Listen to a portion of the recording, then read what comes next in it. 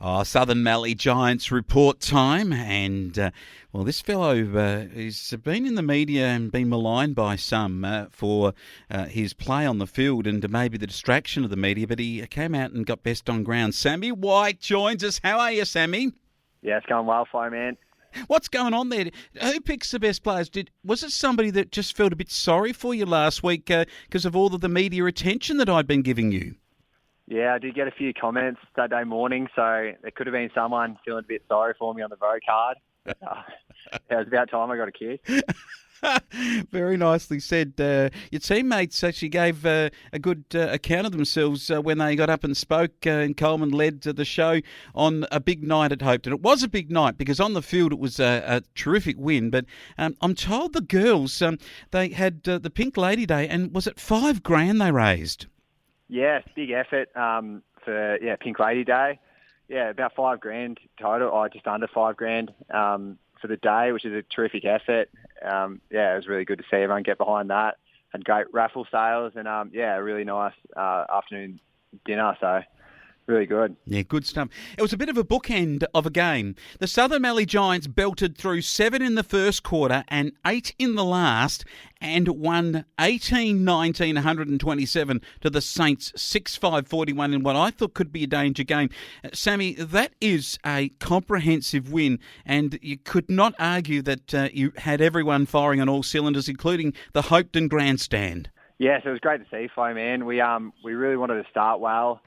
Probably one part of our game we always want to improve on, and which we did. We kicked 7 goals in that first quarter, which really set us up.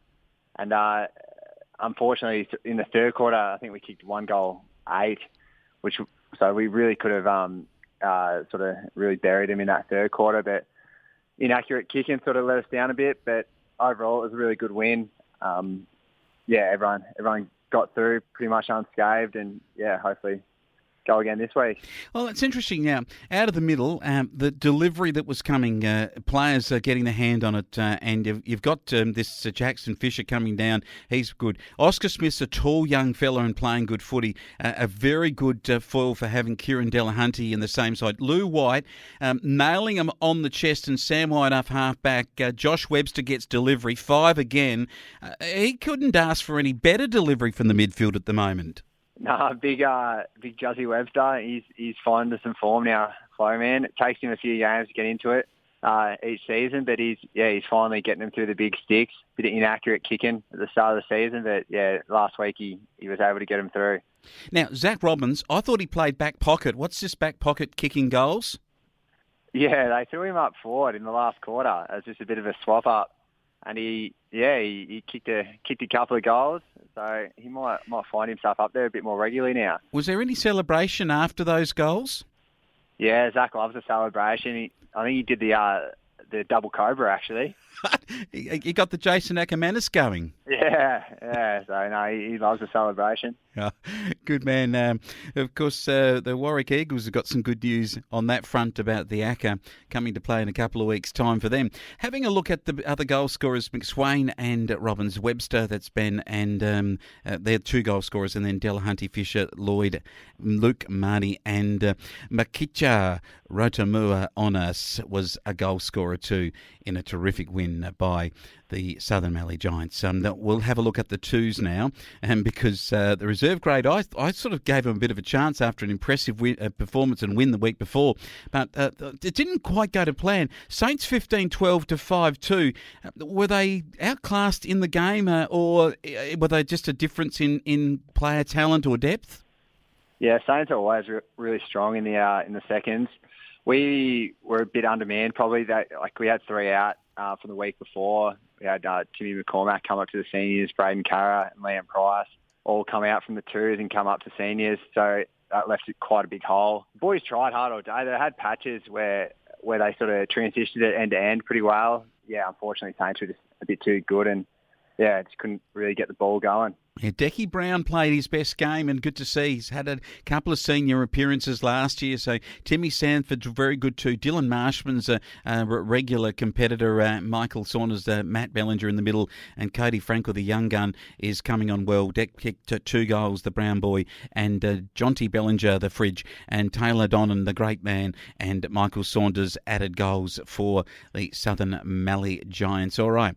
Now, I saw this score and I thought, that's actually not a bad performance in the under-14s. And some might say, well, gee, they got nailed and kicked the 10-16 to 2-1. Saints too good.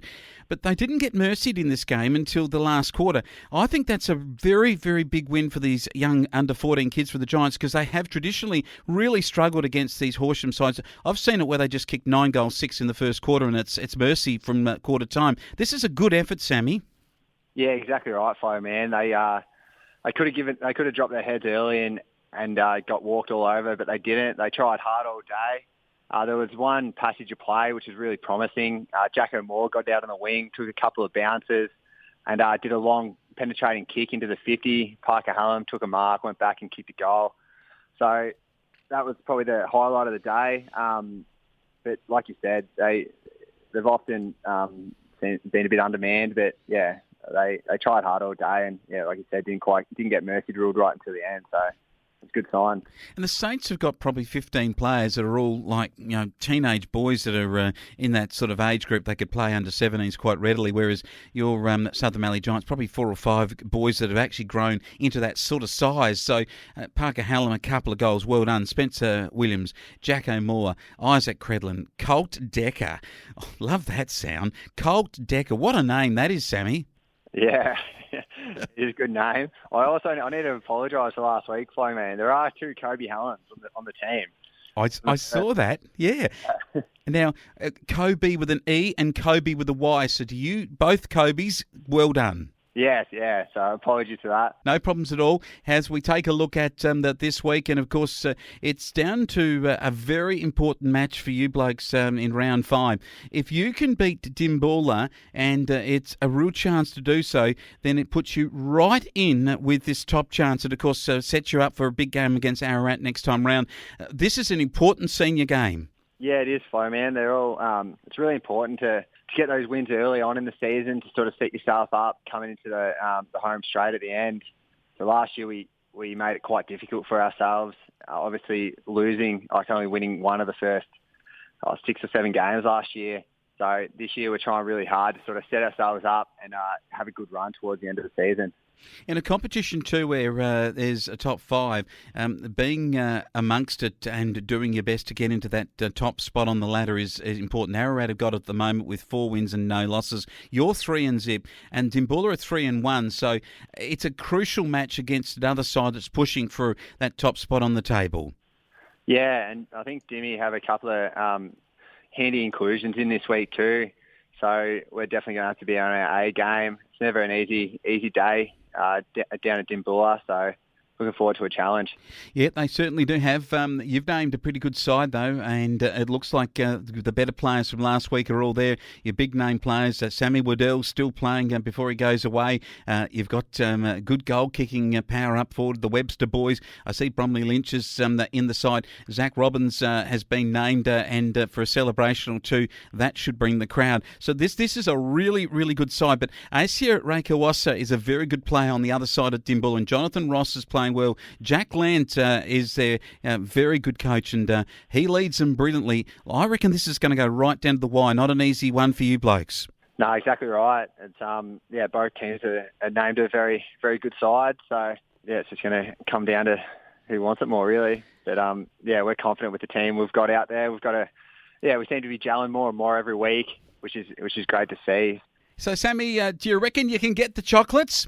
Yes, absolutely fine, man. We'll definitely be able to get the violet crumble this week, I reckon. Yeah, nothing like a Hoadley's to celebrate. Now, the reserve grade's really interesting too, because the boys can count themselves that they have a chance of winning this game, and because the premiership table is Dimboola second to bottom and Southern Mallee Giants in 5th with a 1-2 record.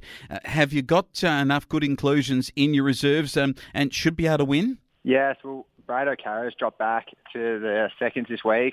So he's always a great player to have in your team. So he'll add a bit of experience and a good bit of run off the back line and through the middle. So I think we should. Yeah, we've got a good team on the park. So I'm confident the boys will definitely give the Roos a good run for their money.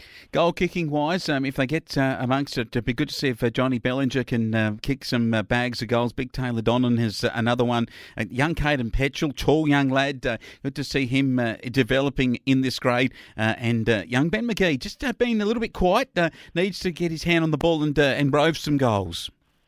Yeah, Benny. He's you always know you're going to get him up forward. He offers a lot of pressure, and often, if he's not kicking goals, he's laying tackles and locking it in up forward. So he'll be good up there. Declan Brown's getting better and better every week. He's providing a lot of run through the midfield. He's got a bit of toe about him, old young Brownie. So it's good to see him firing. So it'll be good. You were going to say old Brownie there, but the old Brownie that I know hasn't got any toe. Nah, he'd like to think he does. But... Oh, that'd be great to see a foot race between the young Deck and the old Brownie. And you'd get the stall gift on that one for Deck to win it by plenty, but good stuff. Down to the 14s, and the kids come up against the Dimbulla side, and they're not without a good chance here. It's Dimmy's home deck. Dimbulla, in looking back at the scores and the ladder positions, the Southern Mallee Giants in 6th place, Dimbulla 8th, and I reckon that they're a real show here, the lads, to get a win.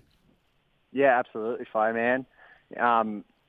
They'll have a full side in. No one got hurt last week, so I'd say Dimmy would be quite similar to the Giants in regards to numbers and kid size. So hopefully the boys show the effort they did last week against the Saints and are able to just kick a few more goals.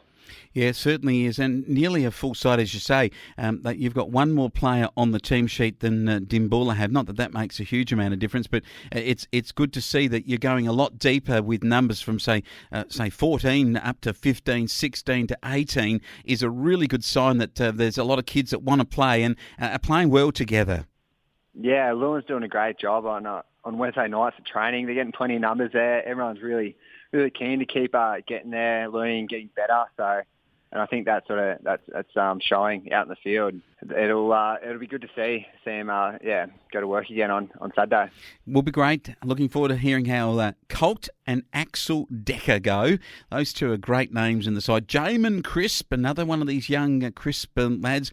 We got a few Credlins, we got a few Williamses, we got some Hallams in there too. A couple of Cobies, as we've just mentioned, and great for Ollie Wood, who's a good star player, and Parker Hallam too. Some good size amongst them, and Kobe Hallam, another good size player. Let's hope for a good win for the under-14s and then for a good ride home from Dimbulla. Tell me more about the ball that's happening up at Yarpeat. Yeah, speaking of Violet Crumbles, you wouldn't believe it. The Southern Mallee Giants ball is at Yarpeat this year, the home of the Purples. Obviously, Yarpeat's colours were purple and gold. We're having a bit of a change-up. From the Beulah Hall and the Hopeton Hall, we're going to head out to Yarpeat this year. So that's on the 3rd of June. So anyone around the area is more than welcome to go out and have a good night. Brody Glenn's playing at the band, and it should be a fun night. All right, when's that happening again? On the 3rd of June. 3rd of June. So, everyone's more than welcome to come. A big opportunity. There'll be plenty of Violet Crumble out there that night, I would reckon, just for the sake of the locals. They'll love that. And great to have you bring that up to date for us. And we'll catch up with Sammy White from the Southern Mallee Giants report next week.